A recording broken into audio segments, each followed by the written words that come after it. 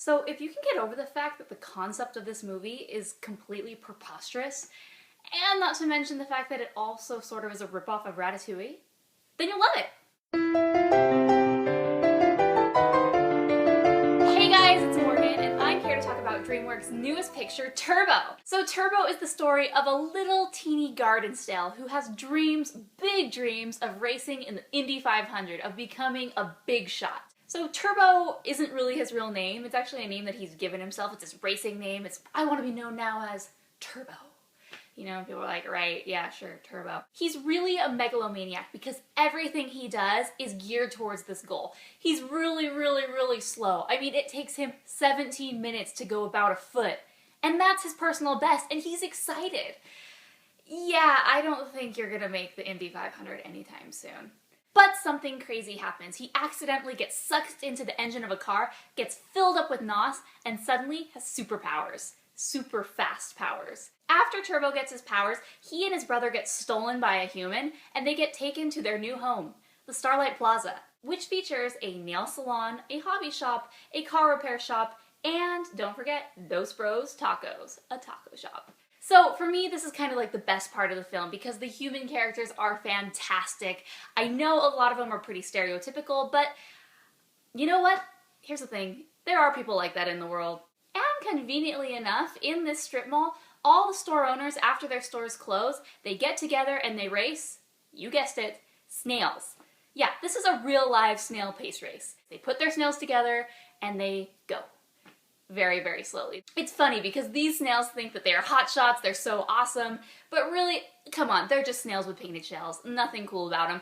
You know, there are a lot of really cool snail characters, but we don't really see much about them, and I don't really care that much. They each have their own little quirks, which are awesome, but we just don't see enough of them really to care. I liked the idea that there's these people that get together and they race snails, and one of the owners of Dos Bros Tacos, he actually found Turbo and discovers that, whoa, that snail is fast. So they all work together, and Turbo can't talk to humans, but he's able to somewhat communicate. Anyways, they all get the collective idea that they want to enter Turbo in the Indy 500 because, whoa, that snail is fast. You'll get it when you see it. So Turbo, you know, obviously you can see where this goes. Turbo really is snail-paced race meets NASCAR meets Ratatouille. Mix them all together, and this is basically what you get. You have a snail with a dream. Okay, here's the thing that sort of bothers me about this and how closely related to Ratatouille is. DreamWorks has no problem stealing ideas and sort of ripping off Pixar films. Example, Ants, Shark Tale, and Madagascar. Some of the blatant ripoffs is that Turbo has this French icon, this racer, who's named Guy. And there's even a part where Turbo has this crazy dream and Guy comes to him in a dream and, you know, has these sort of hallucinations. Very much like Chef Gusteau in Ratatouille. It's kind of disturbing. You know, the whole idea of this movie really is the same thing in Ratatouille, that anyone can cook. And in this movie, it's anyone can race, which I think is a little different. Anyone can cook is a little different than anyone can race because you can sort of learn those cooking skills. Whatever. Surprisingly, the human characters were the best part of the film for me. I love them. I love everything about them. I thought they were hilarious. Yes, some people say they're a bit stereotypical, but really, if you just get over it and you love them for who they are, it's great. The main character, one of the Dos Bros Tacos Bros, he's hilarious. He's so funny. He is just filled with spirit and ideas, and he's kind of an entrepreneur. He wants to push things, and he wants to try new things, and it's really funny because everything he says is great. Him and Turbo really make this great pair. He really has this unquenching spirit and desire and passion, and, you know, it makes the movie work. So you get excited when Turbo finally has someone who can support him because his brother, much like the brother in Ratatouille, isn't very supportive and doesn't get it.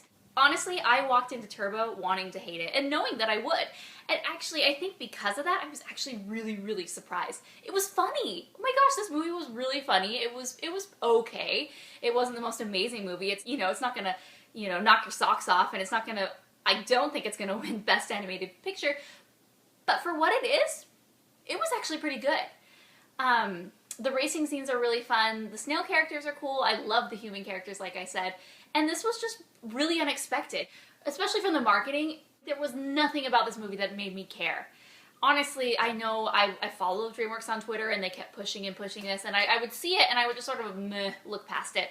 But, you know, you really have to give Turbo a chance. Like, I'm not saying it's going to be the next Toy Story, it's not going to be the next Monsters Incorporated, it's not going to be the next Wreck-It Ralph.